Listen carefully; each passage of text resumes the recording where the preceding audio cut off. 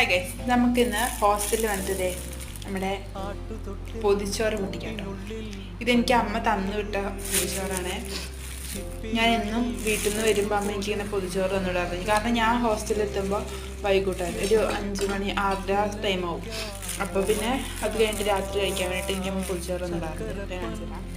Guys, ഈ video ഒക്കെ എൻ്റെ ഫോണിലാണ് എടുക്കണത്, അതുകൊണ്ടാണ് ക്ലാരിറ്റി ഉള്ളത്, ക്ഷമിക്കുക. ഓക്കെ, നമുക്ക് ഈ പൊതിച്ചോറ് കഴിക്കാം. ഓക്കെ, ഇത് ബീഫാണ് കേട്ടോ. ഇതിൻ്റെ കൂടെ നമുക്ക് കഴിക്കാം. ഇതേ ഈ നെല്ലിക്കയും കൂടെ എടുക്കാം കേട്ടോ. ഇത്ര നെല്ലിക്കയും കിട്ടുള്ളൂ ഗൈസ്. അന്ന് നമ്മളെ വീഡിയോ എടുത്തില്ലേ, ആ നെല്ലിക്കാം കേട്ടോ. ഇതുപോലെ നമുക്ക് കഴിക്കാം. കാന്താരിക്കുണ്ട്, ഇത് കഴിക്കാം.